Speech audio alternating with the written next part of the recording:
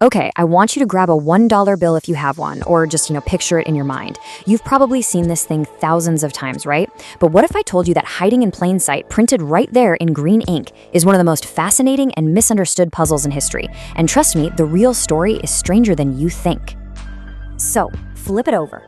Look at the left side. You'll see the back of the Great Seal of the United States. And it's kind of weird, isn't it? We've got this unfinished pyramid with 13 steps.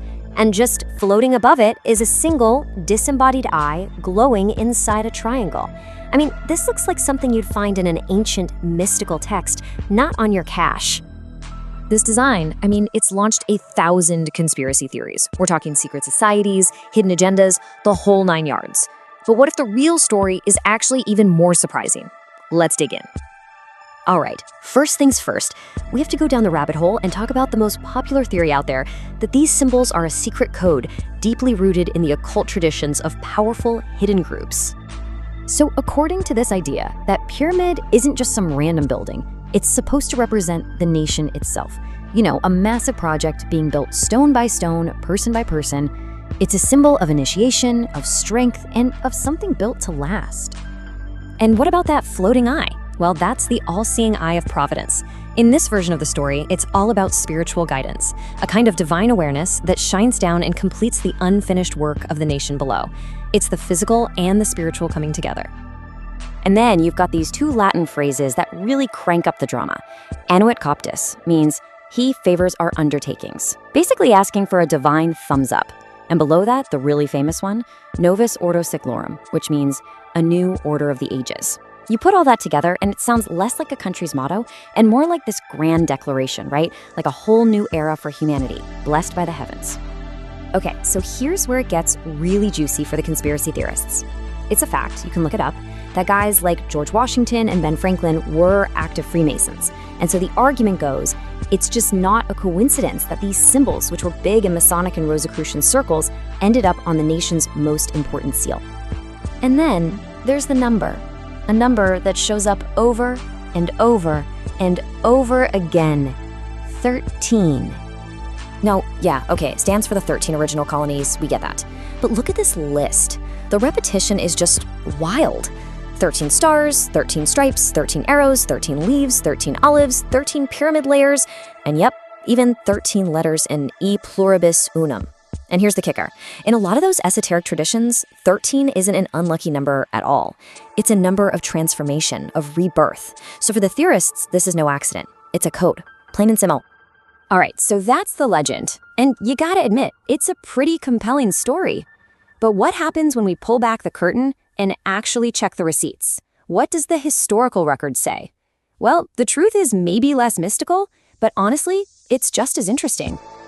So, contrary to the whole secret society legend, the Great Seal wasn't cooked up in some secret midnight ritual. It was actually a super long, drawn-out bureaucratic process. Seriously, think government committees, not secret covens.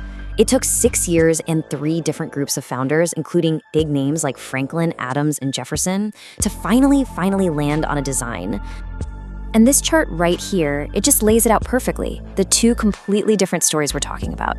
On one side, you've got this idea of a secret master plan full of mystical symbols and hidden codes. And on the other, you have the historical record, which points to a group project that used pretty common 18th century imagery to represent things like strength, peace, and the 13 colonies being watched over by Providence. So what do modern-day Freemasons have to say about all this? Well, a lot of them actually push back hard. As this one user on a Freemasonry forum points out, the all-seeing eye was a common symbol for God in churches for a long time before the fraternity ever adopted it. Basically, they're saying that pop culture, movies and books, is what created this connection in our heads, not actual Masonic history. And you know what? The whole design process was really messy. Get this, Franklin's first committee, their idea was a big biblical scene of Pharaoh drowning in the Red Sea. That is a long way from a pyramid and an eagle, right? This just goes to show you the final design wasn't some grand pre-planned vision. It was the result of a lot of back and forth, a lot of compromise. So here's a really key piece of the historical puzzle. The guy who actually put the final design together, he wasn't even a Freemason. His name was Charles Thompson, the Secretary of the Continental Congress. And what he did was brilliant. He basically took all the best ideas from the 3 failed committees, the pyramid from one, the eye from another, the eagle, and he mashed them all up into the design that finally got the green light back in 1782. But hold on, the story doesn't stop in 1782, because the weirdest part of this whole thing, the pyramid and the eye, has this amazing modern twist that explains exactly why we're all so obsessed with it today. Okay, you have to hear this. For over 150 years, almost nobody knew what the back of the Great Seal even looked like. That famous pyramid and eye we all know, it was basically just gathering dust in a government file somewhere, hidden in plain sight. So that all changed in the 1930s. And it's all thanks to this one guy, Henry Wallace, the Secretary of Agriculture.